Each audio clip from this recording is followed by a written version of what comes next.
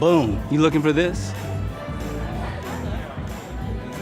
Hey guys, welcome back. Recasting roles is a common practice in Hollywood. It can be for a whole host of reasons, such as scheduling, finance, or putting on weight for a role. Only for the director not to share the same vision. Yeah, sorry Ryan Gosling. Sometimes leaving the film franchise is the choice of the actor, and sometimes not so much. Today we're going to look at the times when that decision was taken out of the actor's hands. But not just that, we are only looking at when the actors were publicly angry at that decision, either through strong rumor or the actors shouting their hatred from a rooftop. We love drama at Screen Rant. It feeds us and keeps us young. So we won't keep you waiting any longer. Let's look at some furious thespians. Actors are a hard-working bunch. Long hours, lots of travel, so many lines to learn in a short amount of time. The list goes on and on. Actors aren't employed for long stretches of time. Once the filming and post-production is over, they go on to their next project. It's the life of a screen thespian. However, actors sometimes have to deal with more sudden changes in employment. That's the nice way of saying being fired. It can be a big blow if the actor is in the midst of working in a film franchise. After all, they would have invested a lot of time and energy into the product already. Yet if they get canned, all that delicious money, gone. Instead, they have to sit on the sidelines. Meanwhile, a different actor steps in and takes over the role that they've worked so hard on. We deserve that part in the school play, Marcus, not you! That brought something up that we hoped was buried. We're gonna move on quickly before we bring up any other deeply stuffed down. It was the lead role in Hamlet. We spent days trying to understand Shakespeare. To paraphrase Hamlet, you have a plentiful lack of wit, Marcus. It's not fair. It's not fair. Yeah, look, it's fine. I got it. Don't worry, okay? Most of the time, actors will be quiet on being replaced, using the 5 Ds of dodgeball to avoid speaking about the matter. Occasionally, they might provide public support to the new actor that's taken over the role, but sometimes they're not too pleased. And sometimes they don't hide it very well. In fact, they can be downright furious about the matter. Take Jared Leto, for example, the recent actor to sweep through the internet with his rage. In case you didn't know, Leto portrayed the Joker in Suicide Squad to a mixed reception. His shiny teeth didn't attract everyone. He was expected to continue the role in the future. However, it might not be the case anymore. After all the love, praise, and Oscar mumbling for the Joaquin Phoenix Joker film all looked well in DC and Warner Brothers, they'd finally silenced their critics. But behind the scenes, a livid Leto lay. Alliteration. Before the Todd Phillips directed origin story was announced, Leto was excited about being Joker. He loved the creativity and prospects of being in that role. So much so, he had to send weird gifts to his co-stars in character. The items included rats, perished pigs, and other creepy items. However, once the Phoenix film was announced, Joker Leto's hand tattoo turned into a frown. Reportedly, Leto requested that the new Joker film be scrapped. He was beside himself that WB would greenlight this film, especially when his Joker got barely any screen time in Suicide Squad. He was told by executives that he would get his own solo adventure, only to find that it might not be the case anymore. So Leto requested his music manager speak to the executives and get the film cancelled. As we all know, it didn't work out for Leto. In fact, he changed his agent during this period too. He supposedly felt left down by their lack of effort in this debacle. While Leto hasn't spoken publicly about it, it is a shame his Joker days may come to an end in a certain way.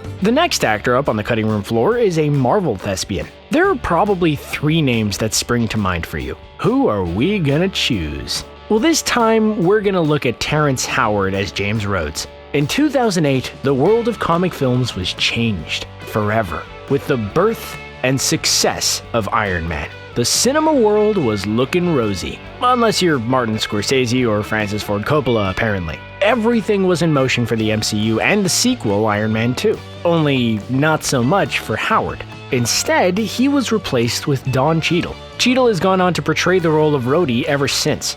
So he's an idiot.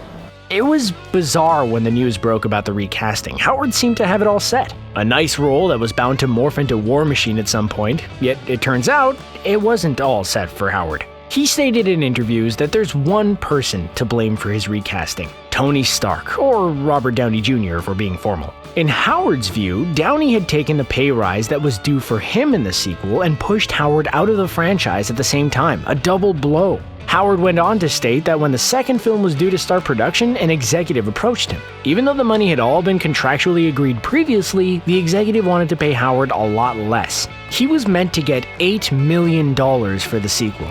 Only Marvel offered him $1 million.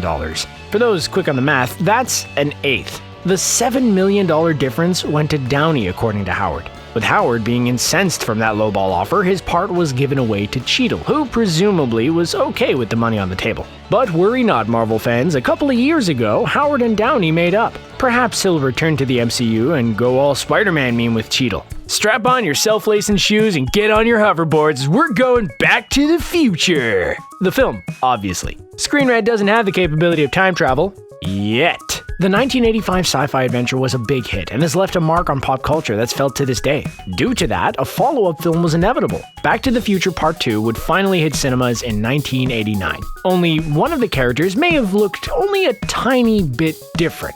That character being George McFly, the father of Michael J. Fox's character Marty. In the original, the role was played by Crispin Glover, but in the second and third films in the franchise, Jeffrey Weissman took on the mantle. Yet it was tricky to notice the difference. Weissman had prosthetics on his face to make him look like Glover. But let's look at why we got to this weird situation first. Glover spoke much later on about falling out with the filmmakers during recording the original. He didn't like that the ending showed the McFly family happier with more money. The filmmakers were riled up with Glover's persistent questioning. On top of that, Glover also asked to be paid fairly for the role. He felt he deserved a fee that was on par with his colleagues. With all that happening, he was fired from the role, so they got Weissman and glued rubber to his face. Also that audiences wouldn't be too confused by the sudden George McFly switcheroo. Only, the story doesn't end there. Glover was angered that they would attempt to copy his face like that, so he took the production to court and sued them for using his likeness in the second film. In order to avoid a drawn-out battle, both parties decided to settle out of court. In this disagreement, Glover really took off the gloves. Next up, we have Leslie Jones. Jones was exceptionally vocal about her displeasure. We love celebs that use social media. It makes videos like this much easier to research. In 2020, we're going to be graced with a new Ghostbusters film.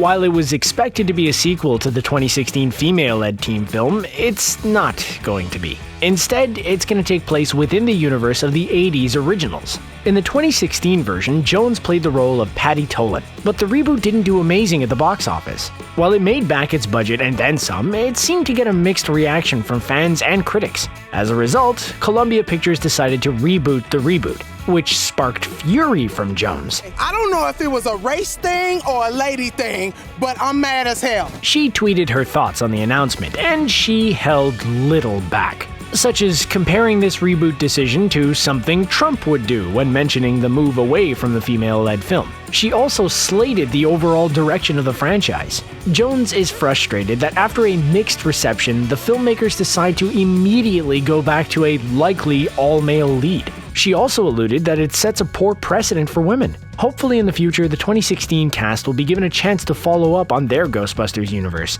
Or maybe they could smash the two versions together like a crossover event of sorts. The Emmy and Golden Globe winning actor Alec Baldwin has had a long, cracking career. All the way back in 1990, he was cast as Jack Ryan in The Hunt for Red October with Sean Connery. Also, Darth Vader, James Earl Jones, was in the same film. He was Mufasa too. Fun facts that you probably already knew.